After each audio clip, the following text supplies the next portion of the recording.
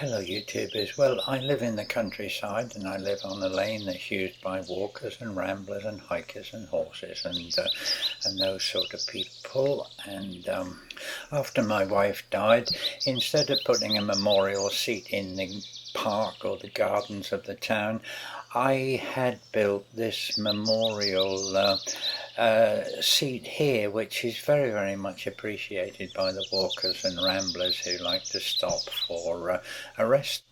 And next to it, you will see hanging on the fence a piece of what I call my artwork, since that is what you have asked me to talk about, and I will tell you about it in more detail later on. But it creates great interest, and many people are frightened to ask about it, but some comment, and so I will tell you about that and my involvement in art. So, where do I start? Crikey, this is going to be long, but bear with me. I remember as a child at school that art was a subject I liked. I liked the teacher. I was obviously reasonably good at it because I got good marks on it, but I never followed it up after that. Life is far too busy. But I did take it up again when I was, I think, about 60 years old. I was fortunate that I was able to retire somewhere around about the age of 60, so I thought I'd take it up again. And in order to do that, I went to a local comprehensive school, and the art teacher let me sit with the students who were doing their GCSE qualifications. So I worked alongside them and achieved my GCSE, and then stayed on another year and worked with those of them that were doing their A levels in the subject, and of course naturally got my A level in the subject, and then managed to get a place at a technical college which had a very good art department, and that was a wonderful time. Pupils now are 18 or 19. They don't have the same disciplines that they might have at school, and they are doing what has been their chosen subject. So and that was a very wonderful experience, and it was there that I was introduced to all sorts of things. I don't know, many things: photography, sculpture, painting, the whole gamut of things. But I became particularly interested in printmaking, and particularly the discipline of etching onto a copper plate, and that has been a great thing that I have loved ever since. Of course, then. Having obtained that qualification, I got a place at a university as a mature student. Unlike many mature students who do their work part-time over 5 years, I attended full-time for 3 years, and subsequently got my degree in fine art. So, where are we going with this?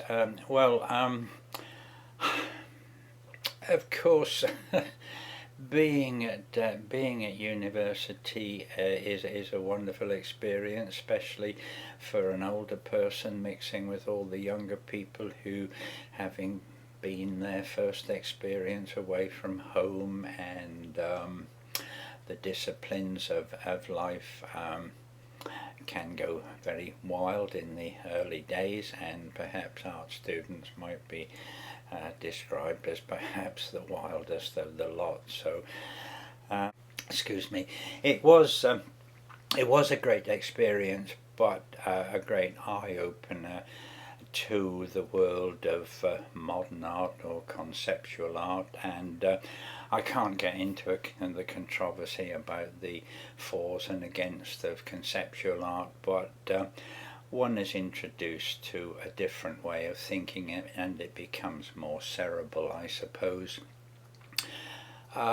In the first year, it's really it's quite frightening in a way, because to give people freedom is not easy to handle, and one is assigned a space or a studio and just left to get on with it. One is not instructed in any way. You produce stuff. I, in fact, spent most of my time in the printmaking department, doing the things that I liked, and finding it not difficult, but in order to come up with something that was related to an older person being among the young, I took as a theme the cardigan as the neck and the necktie as being symbols, I suppose, of the old. And I did lots of work in printmaking on that, in silkscreen and mezzotint and etching and all sorts of stuff like that. So that was that was probably the theme of my so-called work. So this is one of the pieces that I produce, not in printmaking, but in, I suppose, what you would call sculpture, and the piece that hangs beside the seat. And it is made of lead, and which was quite difficult because it had to be soldered together, and since lead is the main constituent of solder, the heating is very, very similar. Beside it hangs a sheet of lead on which I silkscreened some text, which I'll explain in a minute, but the text has long since disappeared. But the actual text reads,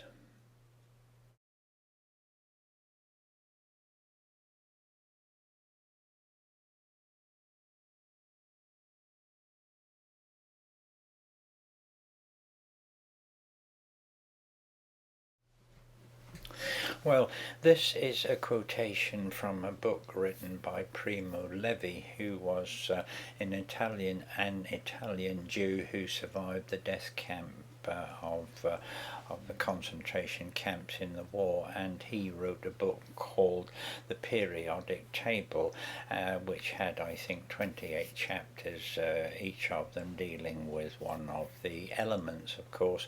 And when I came across the one which referred to lead, which of course was the medium in which I was working, I think both the text and the reference seemed to relate to me in a very personal way, which I won't go into, but the whole thing tied up together.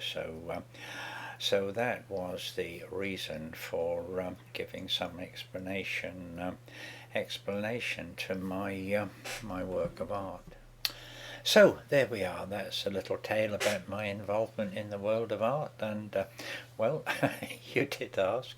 It was all a very wonderful experience, which I haven't followed up afterwards. It's ages since I picked up a pen or a pencil or did anything. I was considered to be sort of quite a good draftsman at one time, but it's all in the past. But it's something which has enabled me to look at art with different eyes and to enjoy art, both at galleries and other places that you see it. So, and also, of course, working alongside young people, I hope has given me a better insight into their attitudes to life, their behaviour, and a